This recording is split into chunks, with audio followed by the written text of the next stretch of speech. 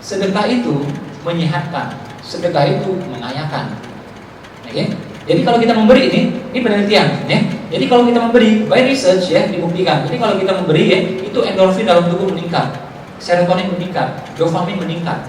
Kalau kita memberi dengan ikhlas, ya, itu muncul satu efek lagi. Apa itu? Anestesi, kebal.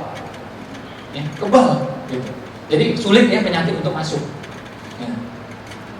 Kalau kita memberi kepada keluarga, muncul lagi satu efek, namanya apa? Oksitosin. Meningkat. Akhirnya apa? Makin sehat, makin sehat, makin sehat. Jadi sebenarnya apa yang disampaikan oleh agama itu kadang-kadang kita belum bisa cerna ilmiahnya. Praktek aja dulu. Pasti nanti ada alasan ilmiahnya. Kenapa wudhu itu sehat? Kita nggak ngerti mungkin. Dan sahabat-sahabat dulu nggak ngerti, nggak? Ngerti nggak mereka? Nggak ngerti. Ya, wudhu ya wudhu aja, sedekah ya sedekah aja. Nabi cuma bilang sedekah itu menyehatkan gitu. Nabi ngomong bahasa Nabi gitu ya, obati penyakitmu dengan sedekah gitu ya. Itu bahasanya Nabi gitu. Hadisnya kayak gitu. Kalau bahasa saya sedekah itu menyehatkan. Mereka nggak ngerti itu endorfin. Ya, praktek aja. Tahajud juga. Tahajud itu ya selain yang tadi saya bilang kan ya, itu bisa membuat ini kita lebih naik gitu ya. Kedua apa? Itu juga menyembuhkan penyakit karena melatonin kekontrol. Ya, kortisol kekontrol. Akhirnya apa? Nah itu kalau nggak kekontrol ini biar penyakit nih, kanker, tumor dan semuanya. Kalau kekontrol aman insya Allah. Semuanya amalan sebenarnya pasti ada sisi ilmiahnya. Cuma kadang-kadang akal kita belum nyampe. Dan memang nggak perlu nyampe. Praktek aja. Kalau nyampe ntar alhamdulillah. Nggak nyampe juga nggak apa-apa. Karena para sahabat juga dulu belum nyampe ilmunya. Gitu. Nabi pun tidak tahu ternyata oksitosin meningkat, serotonin meningkat, belum tahu tuh Nabi. Ya. Nah, jadi praktek aja. Dan sedekah itu menyehatkan ya, endorfin, serotonin, dopamin meningkat, ya, oksitosin meningkat, anestesi meningkat. Sehingga apa? Akhirnya sulit ya penyakit untuk masuk. Dan apalagi sedekah itu juga mengayakan. Jadi kalau kita memberi, energi positif terhimpun, yang negatif keluar. Gak percaya, coba lihat. Kalau kita ngasih ya sedekah, donation gitu, ke panti asuhan, ke masjid atau kemana saja, kita kasih tuh ke panti asuhan. Setelah ngasih, ada perasaan enak dalam tubuh kita. Ya. Anak yatimnya senang nggak? Pertanyaan saya, siapa yang lebih senang? Anak yatim atau kita? Kita yang lebih senang. Nah itu energi sedang positif-positifnya. Ya. Dan menariknya, kalau kita energi sedang positif itu ketemu orang tuh paling enak tuh, mudah closingnya tuh, urusan gampang. Jadi saran saya, kalau kita punya urusan-urusan yang berat, mau ketemu orang-orang di sana tuh ya, mau deal yang berat, menjelang ketemu sedekah dulu. Kebanyakan kita dibalik, nanti Pak, kalau saya goal Pak, kalau saya deal Pak, saya sedekah Pak. Nah itu, nggak goal jadinya ya. Sedekah dulu, insya Allah goal gitu. Dibalik caranya. Saya tuh ya pernah waktu sama ibu saya mertua saya gitu ya, saya balik dari Danau Toba, saya balik ke Medan.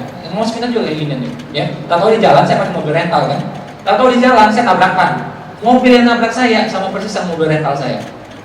Waktu itu saya habis sedekah tuh. Nah, pakai ilmu sedekah nggak cocok nih kayaknya. Kalau bahasa hadis nggak cocok. Nabi bilang sedekah menolak bala. Tidak mungkin bala menjauhi sedekah. Jadi kalau kita sedekah duluan, bala pasti kalah cepat gitu. Nggak jadi datang gitu. Logikanya gitu bahasa hadis. Ini habis sedekah malah tabrakan. Gimana ceritanya coba? Ya, nah saya cek benar nggak nih hadis. Saya sih percaya benar. Cuma saya pengen buktikan secara ilmiah. Saya bisa sampaikan kepada yang lain gitu. Saya cek, ternyata subhanallah itu hadis benar. Kenapa? Mobil yang nabrak saya kan sama jenisnya tuh. Mobil yang nabrak saya bonyok, ya, dan tidak bisa jalan lagi. Mobil saya cuma bempernya aja goyang. Subhanallah demi Allah itu benar. Kalau saya nggak sedekah ya sama bonyoknya tuh saya yakin. Ya, kan itu sama jenisnya, sama-sama mobil Jepang gitu. Ya, kecuali ya mobil kita mobil Eropa gitu, itu mobil Jepang ya, it's okay gitu ya. Ini sama jenisnya dan sebenarnya memang sama mereknya juga, sama juga catnya bahkan. Ya, dia berhenti mesinnya nggak bisa jalan lagi, mesinnya apa tuh ya? Ya bonyok lah gitu ya. Saya cuma bempernya aja goyang. Jadi waktu saya jalan tuh ya, dia nggak bisa jalan lagi, mati begini nggak bisa lagi. Saya bisa jalan juga. Saya bisa jalan full kecepatan 100 tuh, supir Medan soalnya. Ya, cuma bemper baik-baik itu aja cuma. Itu oke lah ya, cuma bemper doang gitu. Jadi benar sedekah itu menolak bala, sedekah itu menyehatkan, sedekah itu mengayakan. Dan terbukti nih, ini orang sedekahnya luar biasa, 50%, 80% sedekahnya. Kita ngomong zakat 20%, dalilnya banyak banget, ya. Curiganya banyak banget. 2,5% pakai rewel, ya kan? Pakai dalil, tak ganti, banyak banget omongannya. Pakai kwitansi lagi ini, itu macam-macam semuanya, ya. It's okay ya, itu juga tuh jangan mencegah fitnah gitu. Ini nggak pakai dalil, nggak ngerti tuh surah Al-Baqarah 260 sekian, nggak ngerti deh, nggak pernah baca. Sedekahnya 50%, ini 80%. Ini menjelang meninggal target akan mewakafkan hartanya 99%. Warren Buffett. Teman-teman tahu lah, tinggal di sini dia, ya. Bill Gates juga sama. Apakah hartanya berkurang? Tidak. Tiap tahun media melaporkan hartanya meningkat. Jadi sedekah itu bukan mengurangi, melainkan apa? Menambah. Berkurang kata siapa? Kata otak kiri kita, otak realistis. Jadi kalau dikasih masih berkurang, itu kata otak kiri itu. Makanya sulit majunya kepada otak kiri itu. Kemarin saya bilang kiri itu kiri biasanya itu, ya. Kanan singkatan kanan, kayak tenang, ya. Maksudnya kan dihitung kayak uangnya banyak banget ya, hitung-hitung segala gitu ya. Sudah kan takut miskin. Kenapa takut miskin kok? Takut miskin kayak pernah kaya aja ya. Bukan karena kaya kita sedekah insya Allah dikayakan ya. Sesiapa yang disempitkan rezekinya adalah menafkahkan sebagian hartanya. Ayatnya ngomong kayak gitu. Jadi sering mepet-mepetnya nih sedekah. Dan kemarin saya bilang, mumpung Ramadan, belum tentu tahun depan dia ketemu Ramadan lagi. Apalagi umur udah senior nih, saya bilang ya. Ini udah putih, ya ini sudah putih juga ya. Bisa jadi saya duluan ya, tapi kalau lihat angka di KTP ya, nah statistik menunjukkan ya gitu ya. Hukum asuransi kan gitu, dia lihat statistik kan. Nah, semua sih mungkin aja, saya juga bisa gitu. Nggak percaya coba lihat Ramadan lalu berapa banyak teman kita udah nggak ada lagi sekarang, benar nggak? Iya. Coba cek 2 Ramadan yang lalu, 3 Ramadan yang lalu, siapa yang udah nggak ada lagi di ruangan ini? Ya, buktinya itu dia udah berangkat duluan gitu. Nah, bukan mustahil kita juga nggak ketemu Ramadan yang berikutnya. Mumpung ada waktu, saya bilang potong tuh, jebret sedekahin saya bilang. Ya, berapa? Minimal saran saya 30%. Kenapa 30%? Gak usah nanya, ikut aja. Ya, minimal dapat 1 fadilah. Apa itu? Nurut sama guru. Ya, nah, ya. Iya, kayak sholat zuhur barakat. Kenapa barakat? Kan bingung jawabnya. Udah ikut aja barakat. Nah, kalau saya ngomongin ideal, para sahabat itu sedekah 50% minimal. Kayak Abu Bakar mainnya 99%. Ya, nah saya turun sekarang tuh 50%. Kalau keluar semua sekarang nih ya. Nah, nggak ada lagi mau ngikut gitu ya. Nah, jadi kita bertahap. Itu kan sahabat terdekat Nabi. Kalau kita ini kan sahabat jauh gitu kan, nah, jauh banget udah. Ya, yang boleh 30 dulu. Ya, tapi kalau mau 50%, ayo gitu. Saya 50%. Saya challenge sama teman ya. Kalau mau 50% juga. Apa yang ada potong setengah, jebret udah. Jadi kayak orang Mekah Madinah gitu. Orang Mekahnya merantau, orang Madinah langsung apa? Potong aja bagi 2 langsung. Punya 2 ontak, satu, punya 2 rumah, satu, udah selesai. Punya 1 rumah ya udah berdua langsung. Ya, simple. Beneran. Nih tas kita bagus-bagus semua ya, emas kita bagus-bagus ya.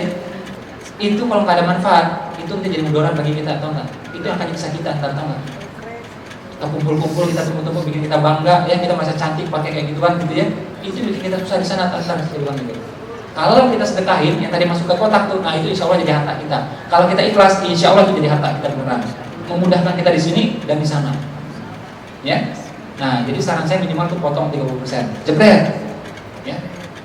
Dan mesti berani tiap kali Ramadan itu kita mesti berani melakukan apa? Sedekah ekstrim menurut saya. Apa itu ekstrim? Kita ngasih sampai nangis, itu ekstrim menurut saya. Minimal mata kita tuh berkaca-kaca.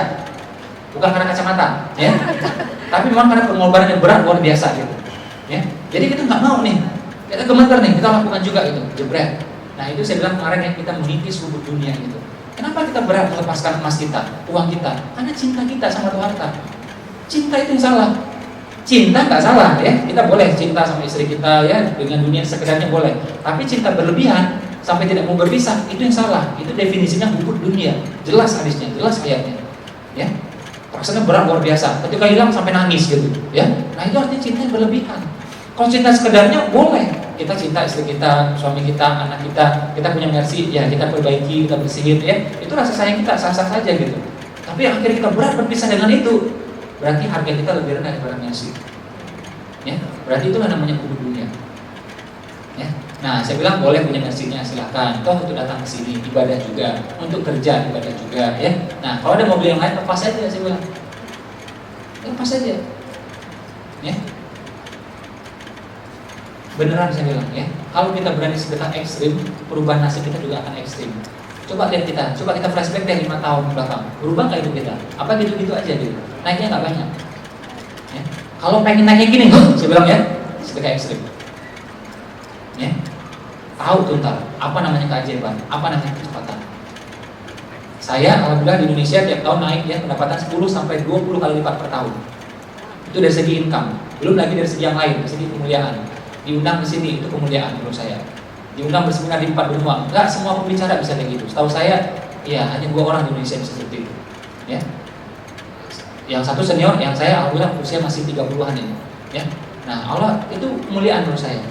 Ya. Belum lagi rezeki yang lain-lainnya. Diundang di TV juga, jadi bintang iklan juga, ya, macam-macam semuanya. Ya, bintang iklan juga rezeki, ya kan? Bukan soal fee-nya, fee-nya itu nggak seberapa, tapi artinya apa? Orang mengakui ketokohan kita, itu rezeki menurut saya. Orang menghargai kita, ya. Nah, saya percaya juga teman-teman kalau praktek itu fadilah pasti efek. Ya. Nah, berapa besar efeknya Allah yang Maha tahu. Dan namanya sedekah nggak mungkin ditunda. Ada yang bilang, oh ya Pak, saya balasannya ketunda sih Pak. Saya sedekah Pak ya, ya sekitar 6 bulan kemudian sih Pak baru bekerja. Omong kosong saya bilang. Allah punya sifat namanya apa? Menyegerakan, tidak mungkin nunda-nunda. Emang kita apa hobinya kerja nunda-nunda gitu ya? Kalau Allah pasti disegerakan. Janji dia langsung tak langsung itu. Kita sedekah tak langsung lagi dia gitu. Ya, lebih cepat daripada saya ngomong tadi gitu. Tapi benar Pak, baru 6 bulan terasa. Enggak. Sebenarnya gini, misalnya nih ya. Ibu misalnya punya job ya, punya proyek gitu. Tanya, ada yang bisa bikin ini ya? Aduh saya nggak tahu nih. Hubungi ke sini, ya. 2 bulan lagi hubungi ke sini, ya. Bulan ketiga hubungi ke sini, bulan keempat hubungi ke sini. Bulan ke-6, oh saya kenal namanya Mas Ipo. Coba hubungi deh Mas Ipo. Akhirnya hubungi saya 6 bulan kemudian. Nah, jadi seolah-olah prosesnya 6 bulan. Padahal waktu saya sedekah ini misalnya itu dia langsung bekerja itu. Cuma dia text time tek baru gitu. Ya. Jadi namanya sedekah tidak pernah ditunda. Kalau kita ngomong ditunda, balasannya itu tauhid kita kacau namanya. Dan sedekah tidak pernah pakai insya Allah dibalas ya, nggak ada. Insya Allah pasti dibalas, nggak ada. Pasti dibalas, nggak pakai insya Allah. Matahari terbit di timur, pasti nggak? Lebih pasti lagi balasan sedekah. Karena matahari terbit di timur tidak ada ayatnya yang menjamin. Ya, tidak ada ayat yang menjamin. Karena itu terbit nanti bisa jadi barat. Ya. Tapi kalau balasan sedekah dijanjikan berulang kali ya, belasan kali. Artinya pasti, nggak pakai insya Allah. Oh tapi tak kabur Pak, semua dengan izin Allah Pak. Ini janjinya Allah. Tidak mungkin Allah mangkir. Kalau mangkir kan tabrakan tuh, ya. Dan ini sifatnya Allah. Misalnya gini, ya. Allah Maha Besar. Boleh nggak kita ngomong? Insya Allah ya, Allah itu Maha Besar. Boleh nggak? Nggak boleh. Allah pasti Maha Besar. Itu sifatnya gitu loh. Ya. Nah janji juga gitu. Nggak mungkin dia mangkir gitu loh. Dan cek juga tuh ayatnya hadisnya nggak ada. Engkau bersedekah, maka mudah-mudahan aku akan membalas. Nggak ada. Engkau memberikan, engkau menafkahkan, niscaya. Kalimatnya langsung seperti itu. Maka langsung itu. Kalau tahajud masih ada kalimatnya mudah-mudahan. Engkau ibadah itu ya, maka mudah-mudahan engkau ya masuk ya, ke derajat ya yang lebih tinggi. Jadi kalimatnya masih mudah-mudahan. Sedekah saya belum pernah ketemu ya satu hadis pun, satu ayat pun yang mengatakan mudah-mudahan, tidak ada. Karena memang itu sunatullah yang bekerja buat semuanya. Ya, non muslim saja dibalas. Ya, seorang penjahat sekalipun tetap dibalas sedekah. Nah, karena itu memang efeknya ya sunatullahnya.